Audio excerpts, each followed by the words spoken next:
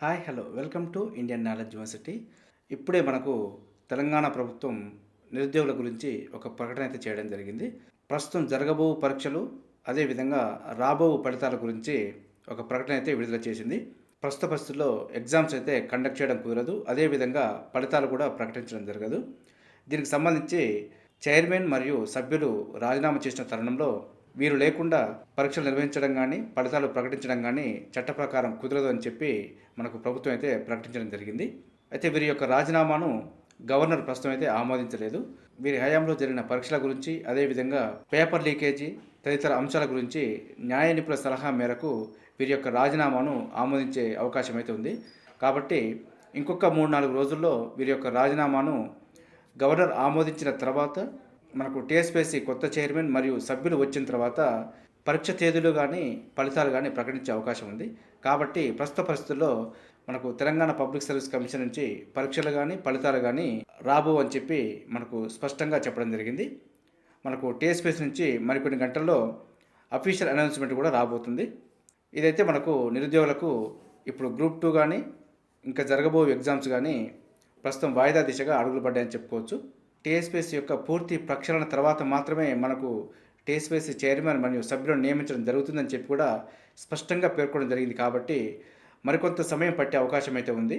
కాబట్టి నిరుద్యోగులు ఈ దిశగా ఆలోచించి ఒక ప్రణాళిక అయితే తయారు చేసుకోవాల్సి ఉంటుంది. సో మరికొంత సమయం పట్టే అవకాశం ఉంది. కాబట్టి నిరుద్యోగులు ఎవరైతే లీవులు పెట్టి వచ్చి ప్రిపరేషన్లో ఉన్నారో వారు కూడా కొంత సమయం అయితే మళ్ళీ గ్రూప్ 2కు కేటాయించాల్సిన పరిస్థితి ఏర్పడింది. కాబట్టి ఇన్ని సంవత్సరాలు కష్టపడిన శ్రమని వృధా చేయకుండా మరికొంత కాలం పొడిగించుకొని మీ ప్రయత్నాన్ని అయితే కొనసాగించే ప్రయత్నం చేయండి.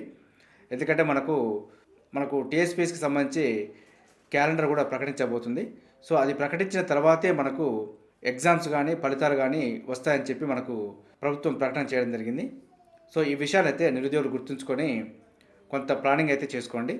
వీటి కారణంగా మిగతా బోర్డులు నిర్వహించే పరీక్షలు కూడా 99% వాయిదా దిశగానే అడుగులు పడుతున్నాయి. ఎందుకంటే ఉద్యోగ క్యాలెండర్ ప్రకటించిన తర్వాత వీటికి సంబంధించిన పరీక్షలు కూడా వీటికి సంబంధించిన ఫలితాలను కూడా ఆ క్యాలెండర్ ప్రకారం ప్రకటించే అవకాశాలు ఉన్నాయి. కాబట్టి ఒక్కసారి మీరైతే మిగతా బోర్డు ప్రిపేర్ అవుతున్న అభ్యర్థులు కూడా మరికొంత కాలానికి అనుగుణంగా మీరు ప్లానింగ్ చేసుకొని ప్రిపరేషన్ అయితే కంటిన్యూ చేయండి.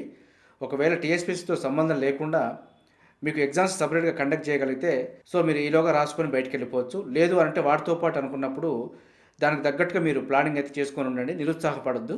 సో ప్రిపరేషన్లో ఎలాంటి ఆటంకం కలగకుండా ముందుకెళ్లే ప్రయత్నానికైతే మీరు సిద్ధమై ఉండాలి. ఇది మనకు టీఎస్పీఎస్సీ సంబంధించి కొత్త చైర్మన్ మరియు బోర్డు మెంబర్స్ వచ్చిన తర్వాత మాత్రమే పరీక్షలు మరియు వాటికి సంబంధించిన ఫలితాలు వస్తాయని చెప్పి మనకు తెలంగాణ ప్రభుత్వం ప్రకటించడం జరిగింది. దీనికి సంబంధించి మరింత అప్డేట్ సమాచారం రాగానే మన ఛానల్ అందుబాటులో ఉంచుతాను. మన ఛానల్ని చూస్తున్న వారు సబ్స్క్రైబ్ చేసుకొని ఫాలో అవుతూ ఉండండి. ఎప్పటికప్పుడు అప్డేట్ సమాచారం మన ఛానల్ అందుబాటులో ఉంటుంది.